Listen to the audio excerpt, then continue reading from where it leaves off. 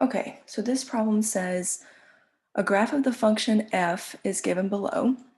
So we have this picture. Study the graph of f at the value given below. Select each of the following that applies for the value a is equal to 6. So I'm assuming that each line represents 1, which that would put 6 right here. And is f defined at x equals a? It looks like the graph is smooth. There's no holes. There's no asymptotes. So yes, the f is defined at x is equal to a. So it would not be not defined. Is it continuous? Yeah, we can draw this from the left side of 6 through 6 and continuing without picking up our pencil. So yes, it is continuous. If it is continuous, it's not discontinuous. And also it doesn't approach like a cusp or something like that, or a V, so it is smooth at x is equal to a. So since it's smooth, it's not smooth. And f has a horizontal tangent line at x is equal to a. Well, let's see. We can only have horizontal tangent lines.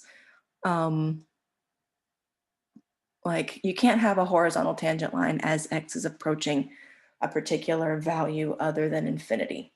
So it wouldn't be a horizontal tangent line. There is a vertical tangent line here at x is equal to 5, but it's not at x is equal to 6. So it's not a vertical tangent line.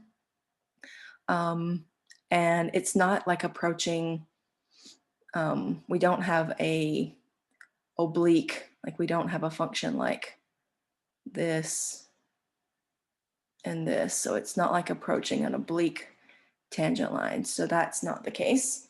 So it would have no tangent line. Also, the limit as h approaches 0 of f of a plus h minus f of a over h. That would be determining the derivative.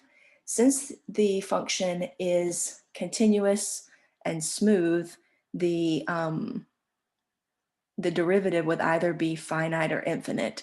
Since it's approaching a number and not approaching a, like it's not going all the way to the top or the bottom, that means it would be finite. And since the derivative is finite, it would be defined. And it is differentiable, since if the definition of the derivative is finite, then it would always be differentiable.